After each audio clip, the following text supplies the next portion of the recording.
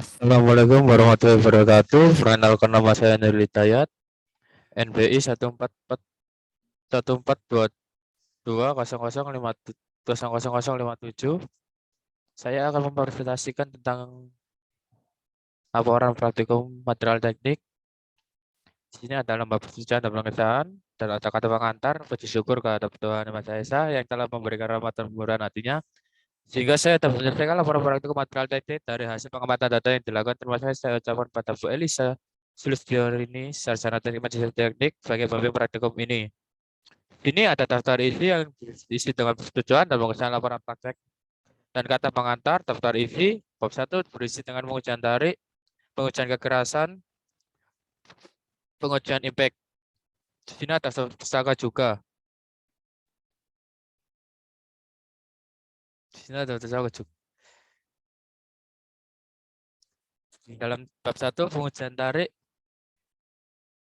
tujuan pengujian untuk menentukan pertahanan atau perlawanan dari logam terhadap pemutusan hubungan akibat tarikan serta nilai-nilai kekuatan tarik dari logam. Di sini ada dasar teorinya yang berisi tentang kekuatan atau strike, keuletan, utility, modulus, elastisitas. Dalam pengujian tarik ini akan dapat pula diamati beberapa fenomena yang terjadi antara lain elastisitas, lulu, plastisitas, bidang patah. Di sini ada bahan-bahan atau kelengkapannya yang berisi tentang mesin uji tarik, mikrometer, jangka sorong, dan spesimen uji tariknya. Di sini ada langkah-langkah percobaannya. Sebelum percobaan, spesimen bentuk memenuhi standar, catat merek, nomor seri, tahap pembuatan, kemampuan mesin, dan lain-lain.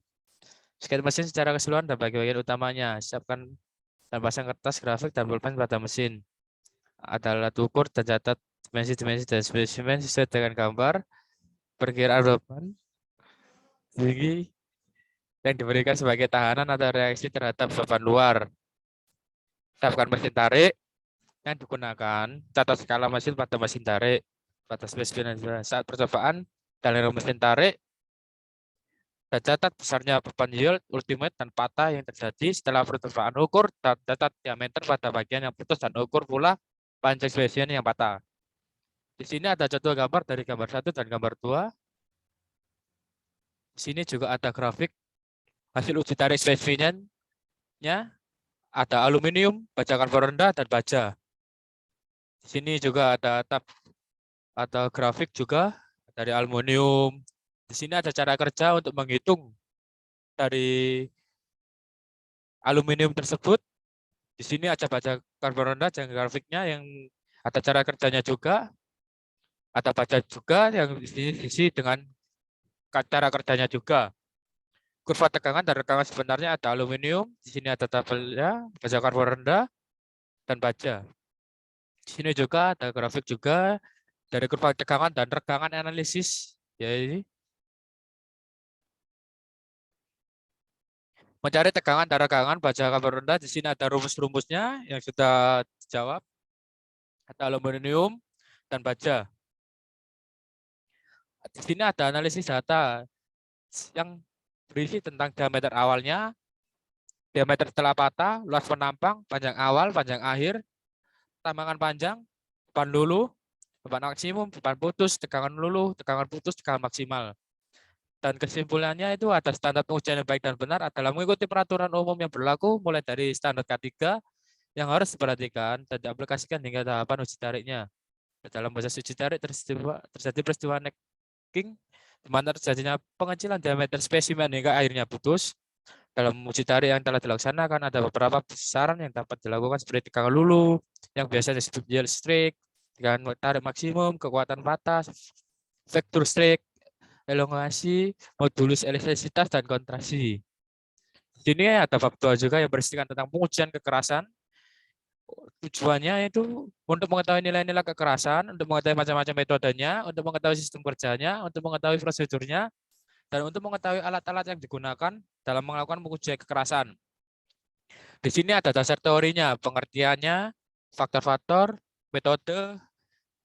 Dalam metode itu ada 3, ada 4 sih. Metode Brinell, Rockwell, Mayer, terus Shore. Bahan-bahan atau kelengkapannya itu seperti bahan kekerasan Brinell, Rockwell, Source Kirchhoff Inductor. Untuk pengujian Brinell ball, untuk pengujian Rockwell ball, untuk pengujian Rewell AC Diamond Cone. Backcloser pengukur, stopwatch, amplas, benda kerja. Langkah-langkah percobaan Brinell yaitu sebelum percobaan itu permukaan uji harus bersihkan seperti dahulu. Catat tipe, gambar mesin, catat gambar salinitas. Di sini atau saat percobaannya juga ada 7. Di dalam percobaan Rockwell hampir sama dengan percobaan Rewell yang tadi.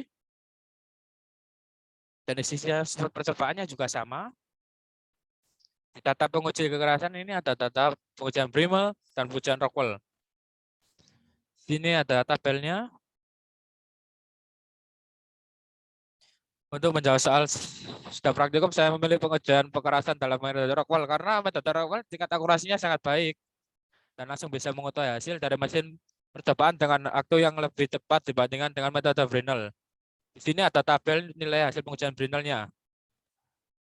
Di sini juga ada tabel pengujian Rockwell.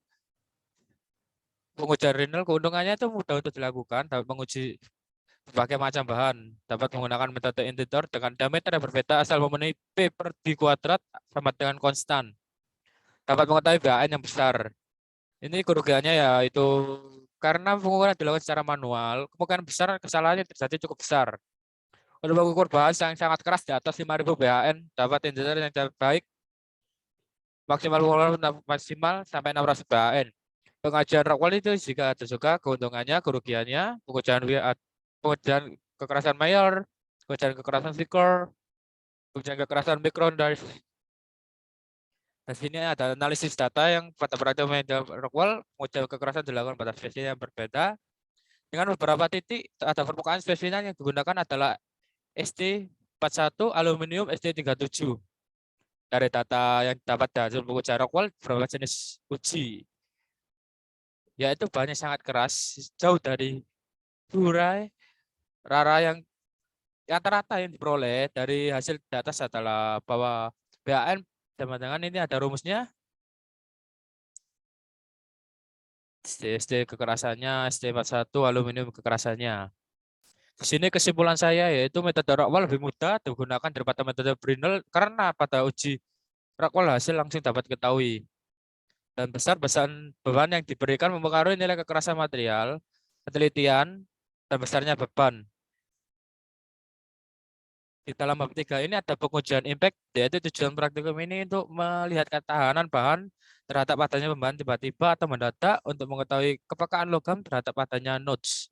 Di sini ada dasar teorinya, yaitu uji impact adalah pengujian dengan menggunakan pembahanan yang tepat rapid loading agar dapat memenuhi uji impact terlebih dahulu mengamati fenomena yang terjadi terhadap suatu kapal yang berada pada suhu rendah di tengah laut sehingga menyebabkan material menjadi kertas dan mudah patah. Di dalam metode pengujian impact terdiri dari 2 jenis, yaitu metode Cervi dan metode ISOT. Faktor penyebab patah kertas pada pengujian impact itu ada north, temperature, strain, dan bentuk patahan pada uji impact itu ada patahan kertas, patahan liat, patahan campuran. Di dalam ini ada langkah-langkah percobaan. Sebelum percobaan itu ada catat merek, nomor seri, tahun pembuatan, kemampuan berat, sakit mesin, cara mengatur mesin, mencatat besar energi, juga, menggambarkan bentuk benda uji dalam satuan milimeter dengan parameter panjang, lebar, tinggi, dan dimensi sakitan. Saat percobaan, periksalah dulu sebelum melakukan spesimen serta tabel isian pengujian. Periksa dan siapkan mesinnya di paten. Keluarkan spesimen yang akan digunakan, baca kode dengan jarum, hasil percobaan maksimum. Di sini ada data-data pengujian, gambar spesimennya, ada rumusnya juga yang diketahui A itu tinggi section bak tarik, B lebar sampel, A luas penampang, energi yang diserap, HI harga impact. Di sini ada tabel pengujian impact-nya. Di dalam ini saya menjawab soal ada perbedaan ini mungkin terjadi karena beberapa faktor seperti spesimen yang cukup rendah, lama disimpan pada suhu dan tempat yang agak lama akan menjadi spesimen jadi korosi. Di sini ada rumus-rumusnya juga yang dalam menjadikan joule yang menyebabkan patah yang kertas itu kadar karbonnya yang terdapat pada material terlalu banyak, material terlalu rendah, tebal bataran uji, sumber-sumbernya ada. Di sini ada analisis datanya juga yang berisikan dengan semakin tinggi temperatur, semakin rendah harga impact, material ulat menjadi getas, laju peregangan, pembawaan tinggi, temperatur rendah, transition stress. Dan terakhir ini ada tata pustaka, ya. Dan terima kasih. Mohon maaf jika ada salah kata dalam mempresentasikan paparan ini. Assalamualaikum warahmatullahi wabarakatuh.